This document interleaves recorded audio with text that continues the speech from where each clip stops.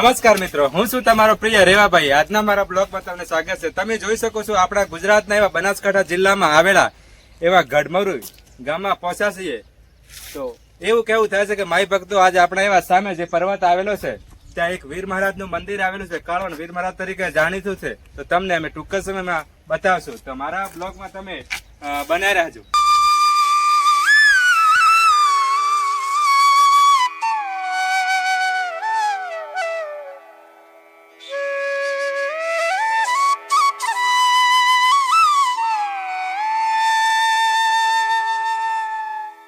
તો માય ભક્તો, હવે તમે જોઈ શકો છો આપણા એવા વીર મહારાજના શરણોમાં આપણે પહોંચી ગયા છીએ। કાળવણ વીર મહારાજ તરીકે એવા જાણીતા વર્ષો 500 થી વધુ પણ વર્ષો થઈ ગયા છે એવા ત્યાં વીર મહારાજના એક ધાર્મિક સ્થળે પહોંચ્યા છીએ। તો તમને દર્શન કરાવશું, તો અમારા બ્લોકમાં તમે ધીરે ધીરે બન્યા રહેજો।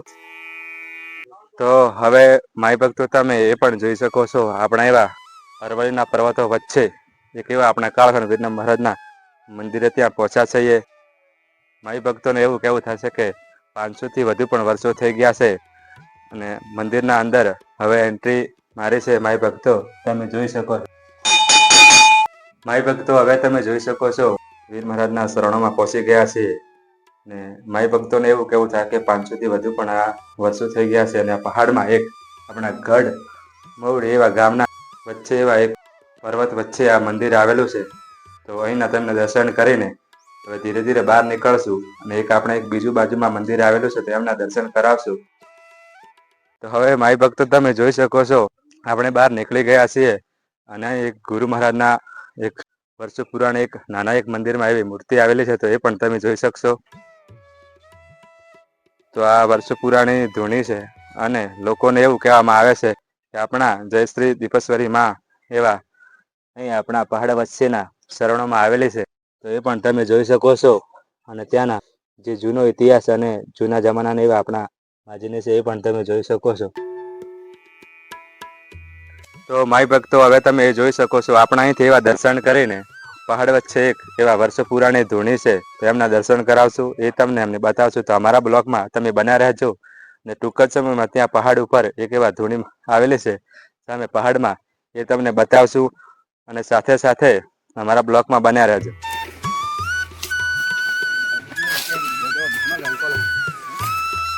તો હવે માય ભક્તો એવા આપણા પહાડના વિસ્તારમાં વીર મહારાજના મંદિરે એવા પહોંચી ગયા છીએ।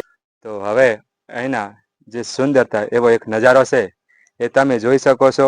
એક સુંદરતા નજારો એક આપણા એવો છે, ફોટોગ્રાફી પણ તમે સારી રીતે કરી શકો છો અને આજુબાજુના વિસ્તાર પ્રમાણે સુંદરતા એક આપણા પહાડોના વિસ્તારમાં એક નજારો આવેલો છે ને બનાસકાંઠાના એવા દાંતા તાલુકામાં ગઢ મહુડી ના પહાડો વચ્ચે એક કાળવણ વીર તરીકે મહારાજનું મંદિર છે। માય ભક્તો તમે જોઈ શકો છો આજુબાજુ એક સુંદરતા એવો નજારો છે। અહીંથી આપણા એકલવ્ય મોડલ સ્કૂલ એ પણ અહીંથી નજીક છે।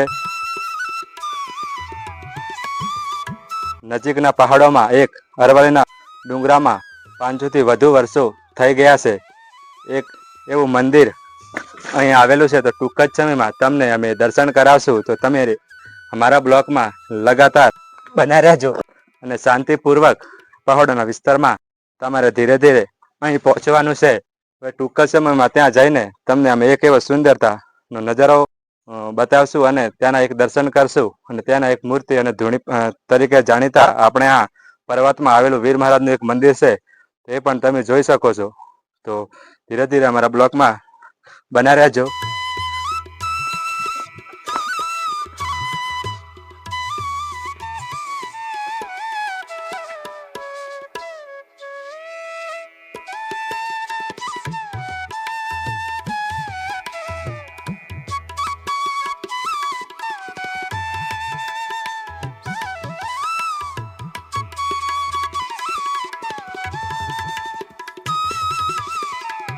તો હવે માય ભક્તો તમે જોઈ શકો છો આપણા એવા કાળવણ વીર મહારાજના પહાડમાં પહોંચી ગયા છીએ।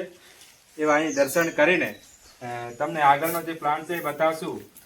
આ પહાડની અંદર એક પાણી છે ને એક માતાજીનું બીજું મંદિર છે એ પણ તમને બતાવશું। તો અમારા બ્લોગમાં તમે લગાતાર બને રહેજો।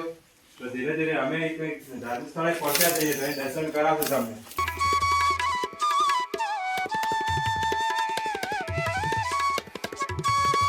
તો તો હવે મારી ભક્તો તમે જોઈ શકો છો આપણા જે આ રસ્તો જાય છે ઉબાના પહાડના વચ્ચે એક આપણો અહીં એક પહેલા લોકોએ પહેલાના જમાનાની અંદર લોકોએ ખોદેલો છે એ તમને બતાવજો. એ પાણી પીવાની સારી સુવિધા છે અને ટૂંક જ છે મેં તમને 5 મિનિટમાં ત્યાંના એક વચ્ચે એક માતાજીનું મંદિર આવેલું છે તેમના દર્શન કરાવશું. અને આ જંગલના વિસ્તારમાં એક આપણા એવા સેકડમ તરીકે જાણીતો એક તળાવ પણ આવેલો છે એ પણ તમને અમે બતાવશું. તો એ પણ તમે જોઈ શકો છો. તો ધીરે ધીરે અમારા બ્લોગમાં લગાતાર બન્યા રહેશો. તો હવે તમે માય ભક્તો જોઈ શકો છો આપણે એવા વીર મહારાજના દર્શન કરી ને આપણા એક રસ્તામાં માંબા જગતના એવા વર્ષો પુરાણી એવા માતાજીએ અહીં પરસો આપેલો છે એમ માય ભક્તોને કેવું થાય છે. ત્યાંનો અંદર એક નજારો જોઈ શકો છો. અહીં એક ત્રિશૂળ એ છે 500 થી વધુ વર્ષો થઈ ગયા છે. એક આપણા જૂના જમાનાની અહીં એક ઈંટ જેવો આકાર છે એ તમને અહીં બતાવશું. અને અહીંથી અમે એવા દર્શન કરીને એક આ પહાડના વિસ્તારમાં એક વાવ આવેલી છે તો આપણે વાવ જોશું તમને અમે બતાવશું. તો એ પણ તમે જોઈ શકો છો.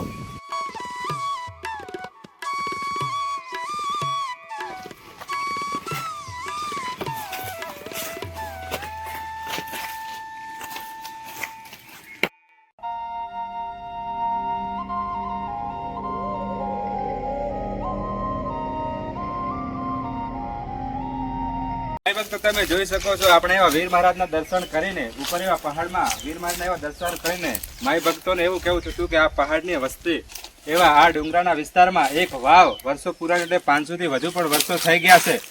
અને તમે જોઈ શકો છો એવા અમે વાવના નજીકના શરણોમાં પહોંચ્યા છીએ. તમને જે વાવનો નજારો છે એ બતાવશું અને સાથે વાવ છે એ પણ તમે જોઈ શકો છો.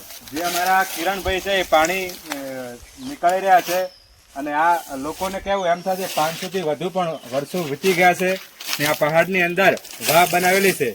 એવા અમારા સેવલ ગામના બુમડિયા છે એવા બેંકમાં ફરવા બજાવતા સાથે એ પણ દર્શન કરાવવા આવેલા છે. એમના માટે મારા કિરણભાઈ પાણી કાઢે છે. તે સાથે સાથે અહીંથી પાણી પીધું એટલે અમને એવું લાગે છે કે આ પાણી પીધું એટલે આપણા ઘરના કુવા જેવું પાણી લાગે છે. અને એવો અહીંથી સુંદર તો નજારો છે. ને આ પહાડના વિસ્તારમાં મારી ભક્તો એવું કેવું થાય છે કે જે લોકો ચડે છે એથી સુંદર તો નજારો પણ સારો છે. અને આ પહાડની અંદર એવા ફળફ્રૂટના એવા ઝાડો પણ ઘણા આવેલા છે અને એવા જાંબુ એવા સરસ મજાના વિસ્તારના અને સુંદર નજારામાં આવેલું છે. તો એ પણ તમે જોઈ શકો છો. એક આપણા બનાસકાંઠાના વિસ્તારમાં પહાડ આવેલો છે. વીર મહારાજના દર્શન કરીને તમે આવો તો ત્યાં છે તો ત્યાંનો નજારો પણ તમે જોઈ શકો છો.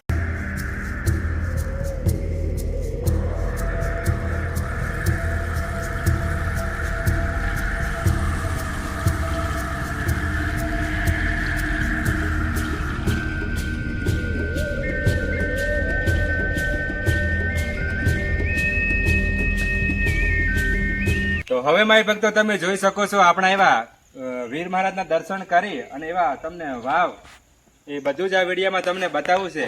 અને અહીંથી આ વિડીયો જે મારો છે એ તમને અહીંથી સુંદર એવો નજારો અહીંનો બતાવીને આ વિડીયો અહીંથી આપણો પૂરો થાય છે. અને મારી યુટ્યુબ ચેનલનું નામ છે RLB MKS બ્લોગ. અને આ વિડીયો મારા બ્લોગની અંદર તમને પૂરો જોવા મળશે. ફોલો કરજો, લાઈક કરજો, સપોર્ટ કરજો.